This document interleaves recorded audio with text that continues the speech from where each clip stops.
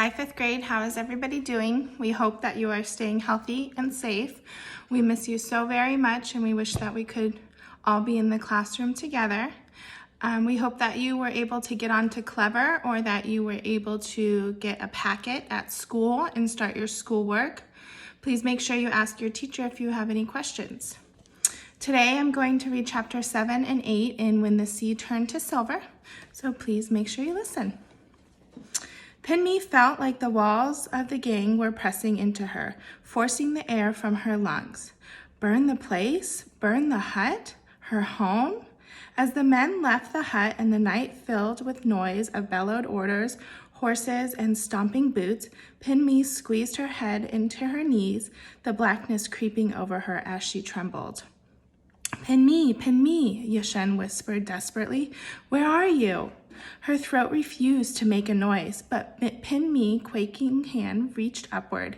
The tray Amma had placed over the gang's opening clattered to the floor, and in seconds Yashen was dragging Pinme out of the gang.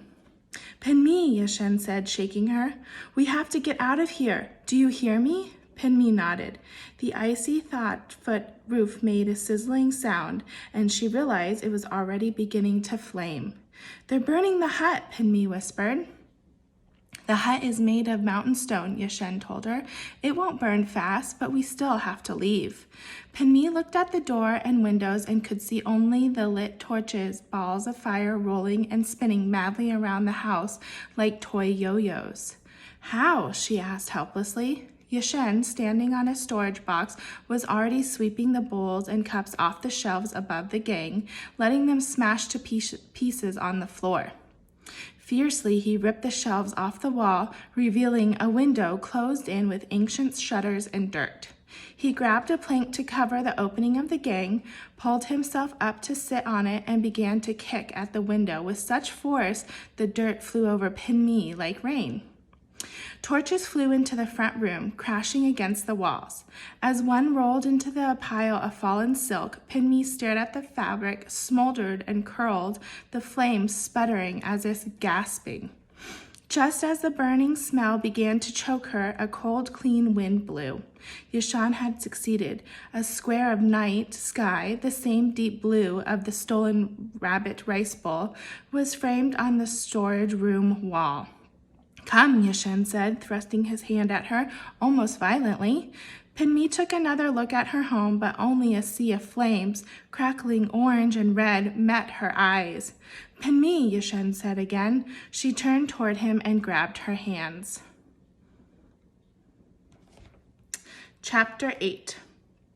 In the morning, the angry wind returned with the sun. Even inside the thick walls of Yashen's hut, Pinme could hear its constant roaring like the crashing waves of a sea storm. She sat silently listening to it. You should eat something, Yashen said, handing her a small bowl of rice. Pinme remembered the clutching hands around Amma's prized bowl. This is mine, he had said. He was an emperor, Pinme said, closing her eyes as the violence of the evening washed over her. Who was an emperor? Yashen said. Pinme opened her eyes. The white steam from the rice gently reached towards her, its heat warming her hands. The soldier in green, she said. The one who threw me as if I were an empty gourd? Yashen asked. What about him? Stuttering, Pinme told Yashen what she had seen. But why did he take Amma? Yashen said after Pinme had finished. He wouldn't take her to work on the wall. What does he want? He wants a luminous stone, the light that lights the night, Pinme said slowly, remembering the glint in Amma's eyes. Maybe he thinks she can get it for him. Yes, a luminous stone, Yashen said, as his voice trailing. His clothes, still slightly damp from the recent washing, had returned to their usual cinnabar color. I wish I could remember. Remember what? Pinme asked. If only I could remember, Yashen started, and stopped to look at Pinme. I feel like I should know what a luminous stone is. There must be a way we could find out. Pinme shrugged. It's not as if we have the paper of answers like in Amma's story, she said. I don't remember that either, Yashen said. What's the paper of answers? The story of the paper of answers. Long ago, when the city of bright moonlight was called the city of far remote, the new king arrived. He was about to marry one of the emperor's granddaughters, and with the marriage, he would be given rule of the city. It did not seem much of a gift. The bordering Jade River constantly flooded, sweeping away the strongest of walls as if flicking a lock of hair. Those who survived the floods lived in poverty and despair. When the new king first surveyed the land that was soon to be his, he must have felt resentment to the ruler of such a place. However, when his men accidentally knocked over an old bent man carrying buckets of water, the king insisted on stopping. To everyone's great surprise, the king gave the man his arm and picked up the fallen buckets. "Let me help you with these," the new king said.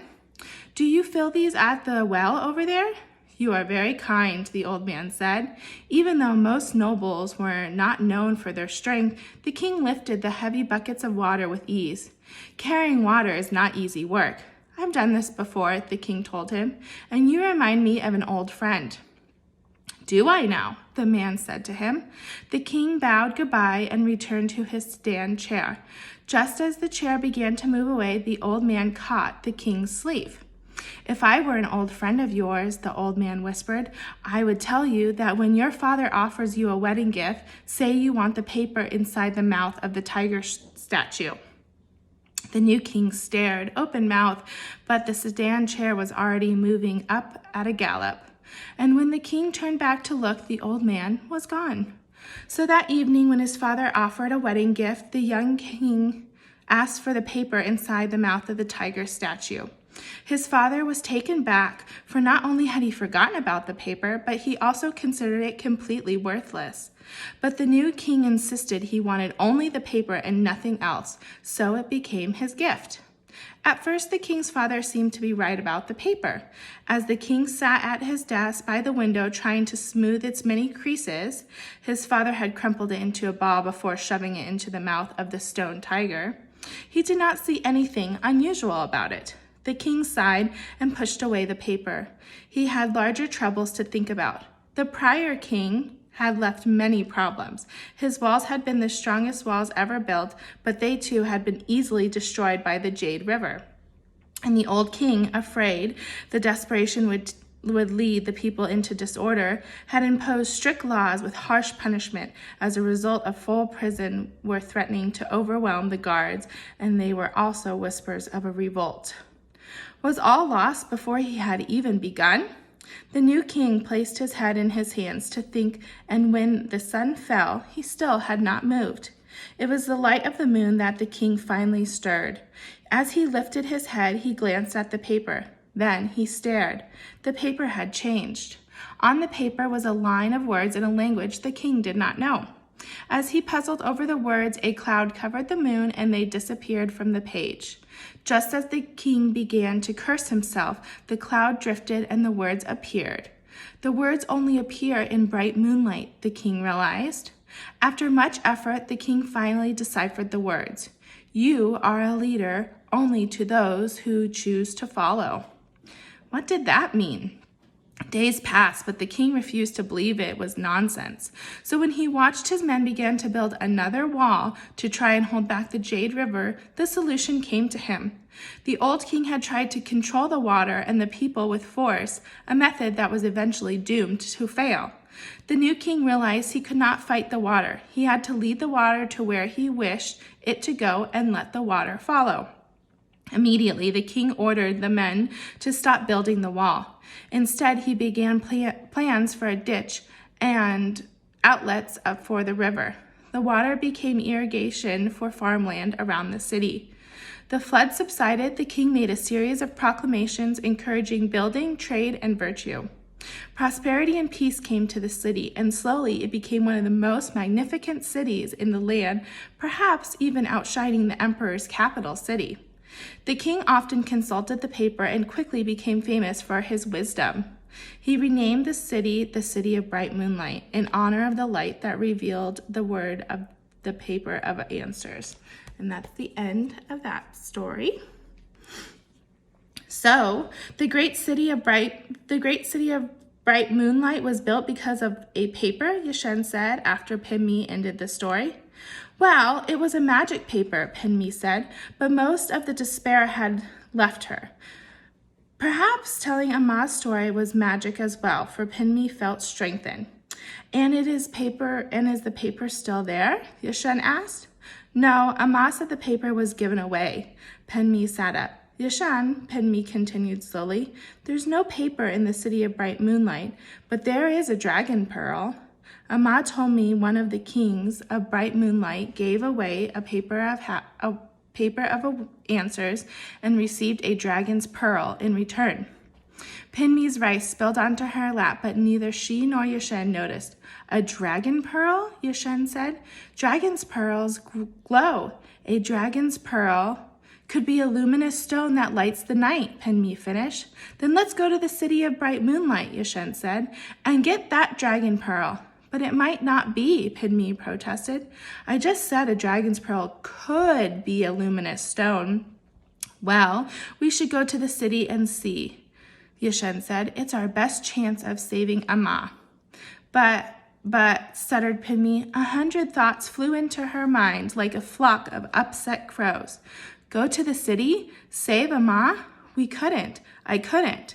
Pinmi, Yashen said in frustration, you think and you watch and you watch and you think. When are you going to stop watching? It's time to do something. When it's time for you to do something, you will do it, Amma had said. Pinmi closed her eyes, imagining Amma's face gazing at her, as steady and gentle as the moon. When Pinmi looked up, Yashen's eyes were piercing her, daring and encouraging at the same time.